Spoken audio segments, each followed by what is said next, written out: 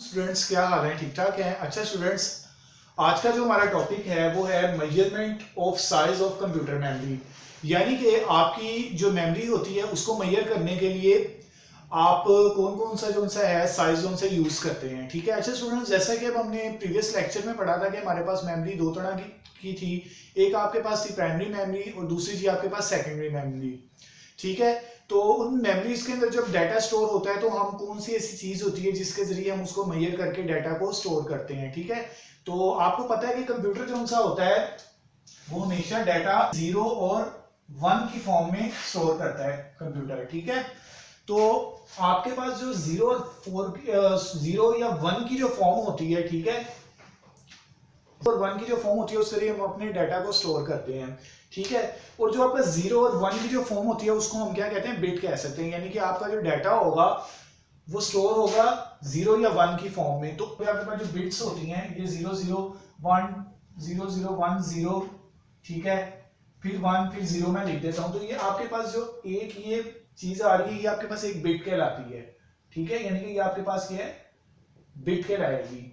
और आपको इस चीज का पता होना चाहिए कि आपके पास जो 0 और 1 है वो बिट की फॉर्म है और इनमें से ये जितने भी पॉइंट्स आ रहे हैं इनको हम क्या कहते हैं? बिट कहते हैं। और जब हम इसको कंबाइन करेंगे तो ऑटोमेटिकली हमारे पास कुछ साइजेस बनते जाएंगे जिसके जरिए हम डाटा को स्टोर करते जाएंगे। क्योंकि हमारा टॉपिक भी यही है कि measurement of size of computer memory. ठीक है।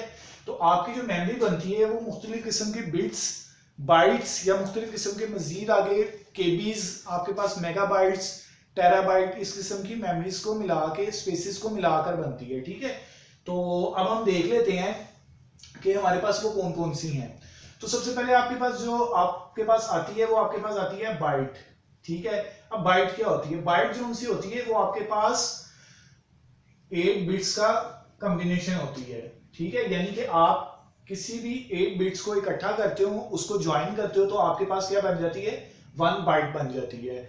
और आपको इस चीज का पता होना चाहिए कि कंप्यूटर की जो मेमोरी होती है वो मिनिमम जो डाटा स्टोर करती है वो 1 बाइट के अंदर करती है। यानी कि यहां पे मैं लिख सकता हूं मिनिमम डाटा स्टोर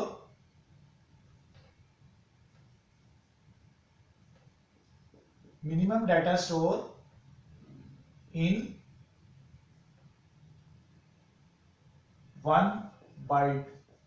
यानी कि आपने कंप्यूटर के अंदर जब भी कोई डाटा स्टोर कराना है तो उसके लिए जो मिनिमम आपके पास जो मेजरमेंट होती है वो किस में होती है? वो आपके पास बाइट में होती है। और उसके बाद आपके पास कुछ मजीद किस्म की जो सी हैं बाइट्स को मिलकर आपके पास किलो बाइट्स बना देती हैं। ठीक है। फिर उसके बाद मजीद जो किलो बाइट्स हैं वो मिलकर आपके पास गीगाबाइट्स भी बना देती हैं और गीगाबाइट्स फिर मिलके आपस में क्या बना देती हैं? टीगाबाइट भी बना देती हैं। ठीक है। इस तरह की जो चीजें हैं मजीद वो आपको मैं भी स्क्रीन पे शो करवा देता हूँ। ठीक है। तो आपने उस पिक्चर को भी व्यू कर लेना है जो आपकी बुक में दी गई है। तो आज के टॉपिक के लिए बस इतना ही था हमारे पास कि आपकी जो मेमोरीज होती हैं वो क्या करती हैं? वो मुख्तलिफ किस्म की जो बिट्स होती हैं उनको कंबाइन करके डाटा को स्टोर करती हैं। ठीक है। जो उसका मिनिमम यूनिट होता है वो आपके पास बिट होता है जिसको हम 0 या 1 कह सकते हैं। ठीक है। और उसके बाद मैंने आपको बताया कि आपका जो कंप्यूटर के अंदर डाटा स्टोर होता है वो मिनिमम जो यूनिट होता है उसके लिए वो होता है बाइट का। यानी कि आपने अगर कोई डाटा स्टोर करना है तो एटलीस्ट आपके पास 1 बाइट होना चाहिए, बिट भी नहीं होना चाहिए। बिट तो बिट का कॉम्बिनेशन होगा तो आपके पास बाइट बन जाएगा। ठीक है। तो उसके बाद फिर इसके बाद मजीद जो डाटा जो सा होता है ज्यादा से ज्यादा डाटा स्टोर करने के लिए फिर हम बाइट के बाद मजीद जो सा होता है केबी ले लेते हैं। यानी कि इसको हम लिख सकते हैं किलोबाइट। ठीक है। और उसके बाद अगर इससे भी ज्यादा डाटा आपके पास तो मजीद आप उसको इंक्रीज करते जाएंगे। और आपको पता होगा कि आपकी जो प्राइमरी मेमोरी होती है और सेकेंडरी मेमोरी जो उनसी होती है वो भी इनका कॉम्बिनेशन ही होती है। ठीक है। बाइट्स का। अब वो बाइट्स जो उनसे होते हैं वो किस किस में मौजूद होते हैं वो मैंने आपको बता दिया, भी आपको स्क्रीन में शो भी करवा दिया गया कि ये जो उनसी बाइट्स हैं वो यूज होती हैं। तो आज के लेक्चर के लिए इतना ही। शुक्रिया।